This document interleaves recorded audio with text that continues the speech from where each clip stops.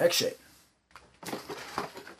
Game come into sounds in tongue, cause nowhere go. Game again from hit traffic, the bullet traffic on and tape, like in chat is. Let Tony Zoom recorder got me into Zoom H6 Japana design and to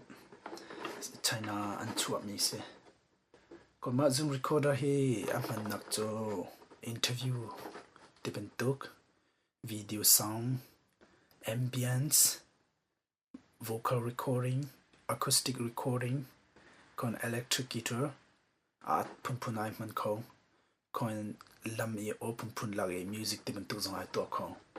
atha tak con go word to meet to hika man thak te zo lo ma ka signal that in ip a committee hi si ko word cham con hika hin channel 4 channel mo hika le microphone pakhat hika zong pakhat hika le zong pakhat 4 channel microphone ai so ko con hika chung ta te he true extra channel se le ma hi chu abuma na chok te kai ta la lo cha kho se ma hin van bo chu 6 channel microphone phone recording na to ko con hika ta te he ai tal vela ma hi shotgun microphone ti mi se la ambience te tuk na tlei do interview te tuk na tlei do chen ma tha ta tak le ma anok mi te chu pop filter se la filter se la simlo keyboard mo noise pocket a kham deu ma microphone te chu vocal song se ko ma hi chu xy recording technique antila microphone patnium la stereo channel and kaltar mi se kon ma hi chu ambience tlei nak te to an man atha ta kon acoustic zonga ai man te chiam classic acoustic te tu se chama tu te recording to chana o tha ta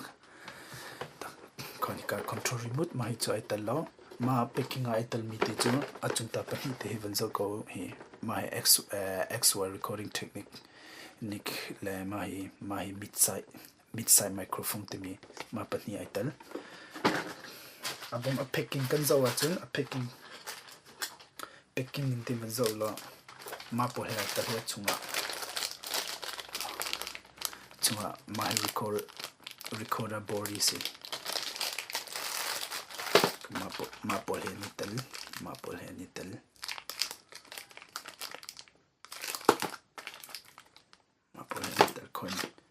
con SanDisk memory card 2 GB ital con USB cable ital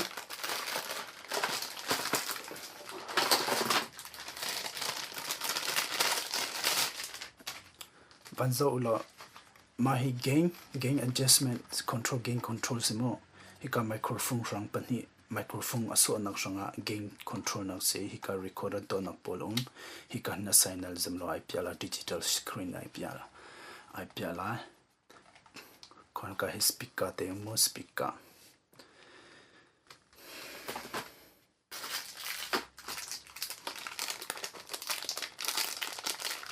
kon mate cho xy recording microphone ka timi simo xy recording microphone se la microphone pani ko sinaten stereo channel and kaltar mi se ma anak mi te cho amma por sanga signal gain controller simo gain controller ko ma microphone to microphone to la sak te kan man hikazan gain controller to tiam. For example, acoustic songs on I man ko that the interview te to man na atha ta USB cable my USB cable here recording na to ami po computer so nak se le song cut ma recorder ka song cut an man ka ma jong hian man ko te ma hin na solar computer na solar song cut to na man ko lom nak tam pi kanai nan har mi nan thai du mi oma chun ma ka video tang te in comment ro to lo comment te ar til lo ka thai tok ten kan chim na la kai lom nan za ten mang thau bye.